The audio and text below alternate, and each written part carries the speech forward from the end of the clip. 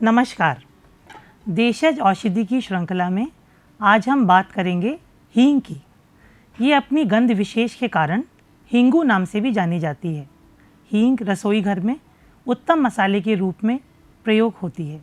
साथ ही भोजन में रुचि उत्पन्न कर पाचन क्रिया को भी मजबूत करती है।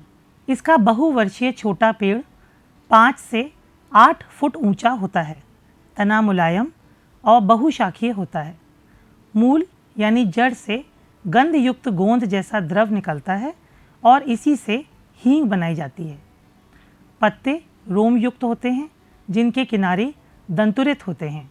फूल पीले 1 सेंटीमीटर लंबे शाखाओं के अंत में गुच्छों के रूप में होते हैं। पुष्पकाल सितंबर अक्टूबर होता है। आइए जानते हैं इसका संग्रह कब किया जाता है। 4 वर्ष का पौधा होने पर उस पर फूल आने के पहले मूल के ऊपर के भाग से ही पौधे को काट दिया जाता है। कटे भाग को पत्तों से ढक देते हैं। इसी कटे भाग से झरने वाला गोंद जैसा द्रव्य ही हींग है। इसी को पुनः 3 माह बाद फिर से काट देते हैं। इस प्रकार कुल 3 बार छेदन करके हींग का निर्यास इकट्ठा किया जाता है। आइए जानते हैं कौन सी हींग खाने लायक होती है।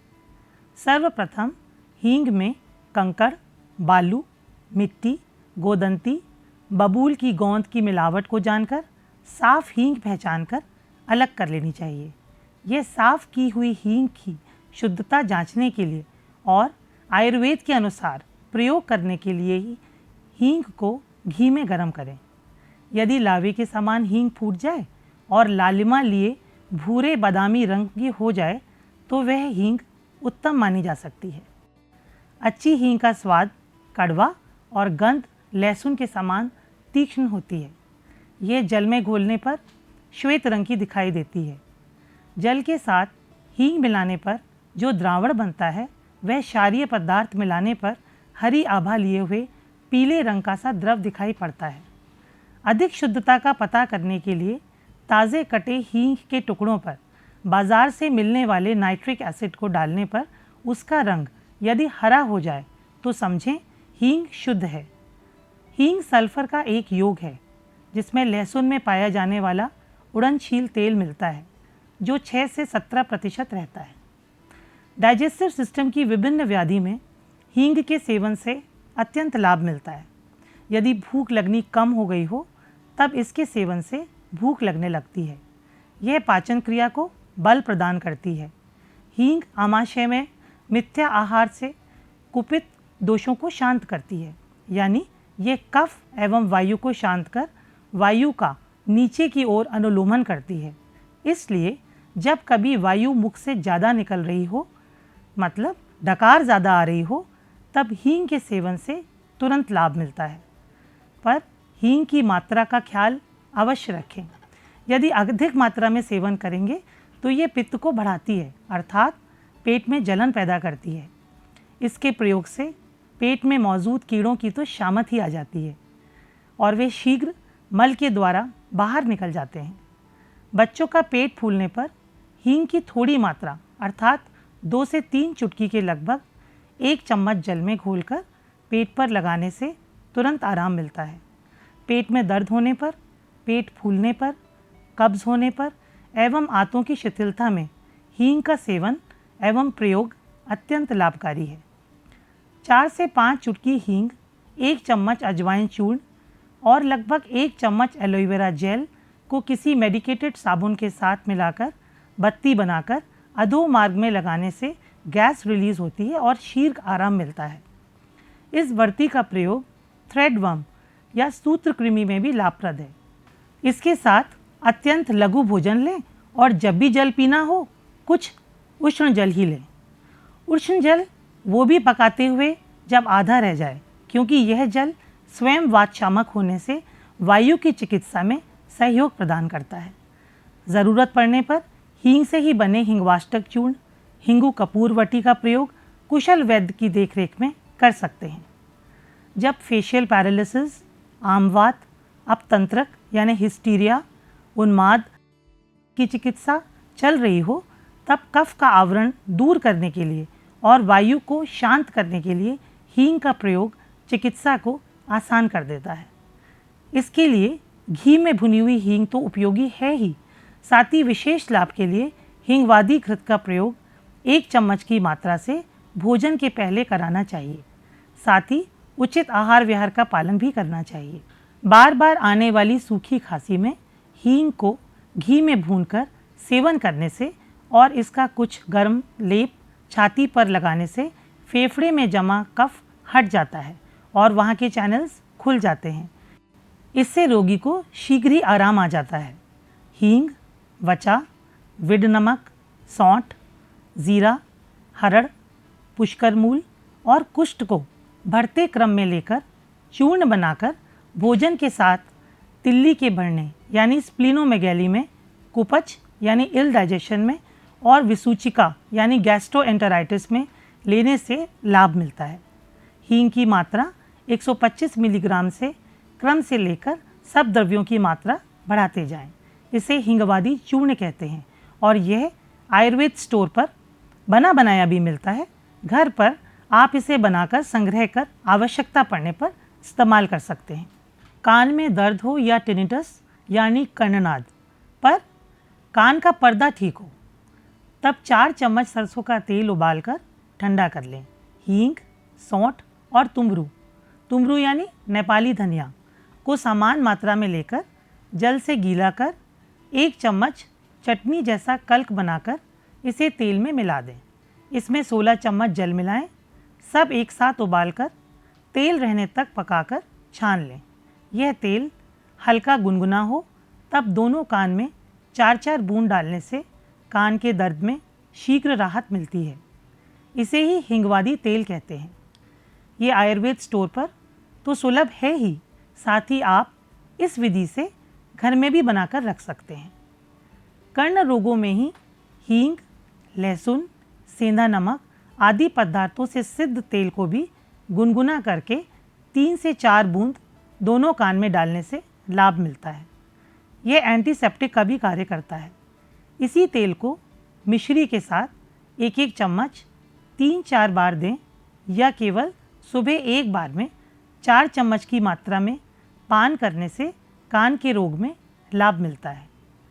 गर्म और तीक्ष्ण होने से मासिक धर्म के समय होने वाले दर्द यानी डिस्मेनोरिया में भोजन के आधा घंटा पहले उष्ण जल से हींगवादी घृत लगभग 10 ml या इतने ही घी में 3 से 4 चुटकी की हींग भूनकर देने से लाभ होता है।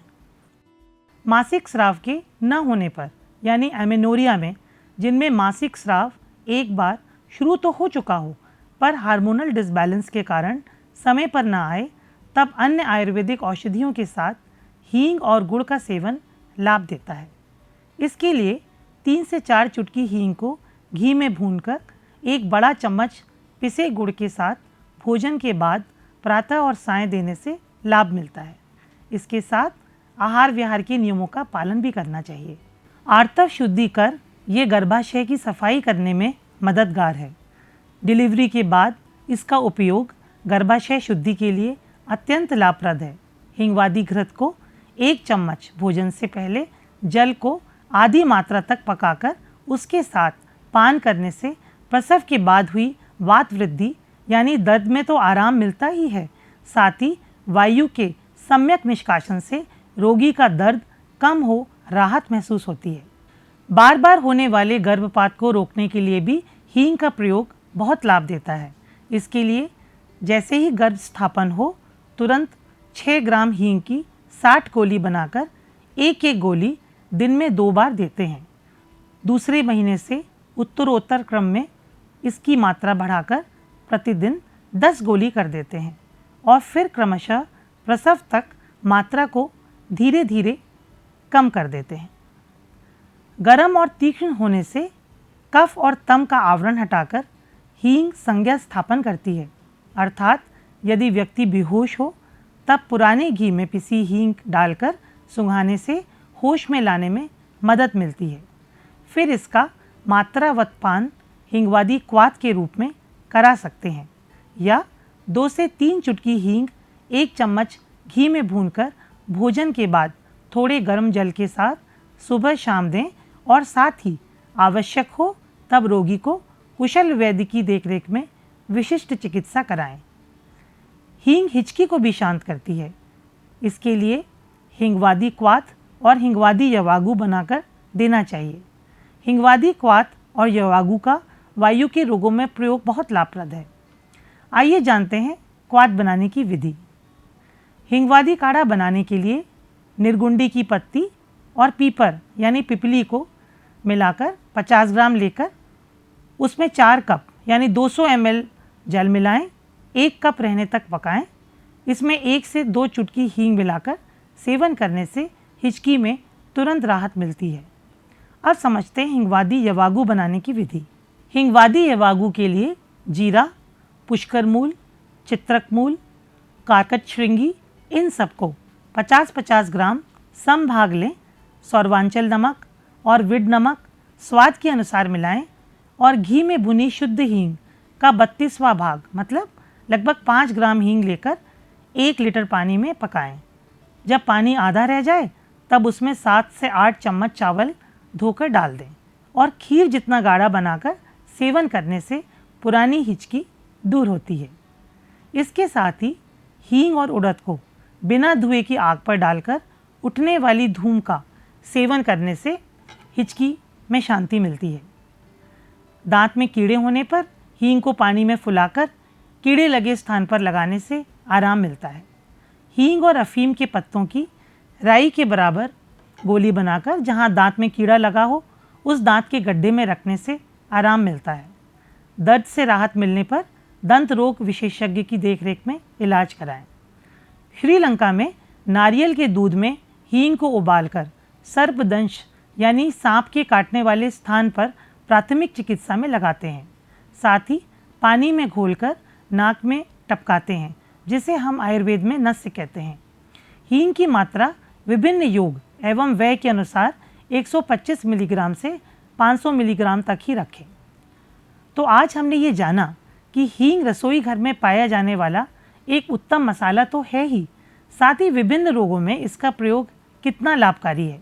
धन्य है हमारे ऋषि मुनि जिन्होंने वर्षों अनुसंधान के बाद रसोई में ऐसे औषध द्रव्यों का चयन किया और उन्हें मसालदानी में सजाया जिससे न केवल हमारा भोजन स्वादिष्ट और सुपाच्य बनता है बल्कि ज़रूरत पड़ने पर रोग के निवारण के लिए हम इनका तथा इनसे बने औषधीय योग जैसे हिंगू सौरवंचल्य आदि घृत, हिंगवादी तेल, रजह प्रवर्तनी वटी, चित्रकादि वटी, शंख वटी, लहसुन आदि वटी का इस्तेमाल कुशल वैद्य की देखरेख में कर सकते हैं।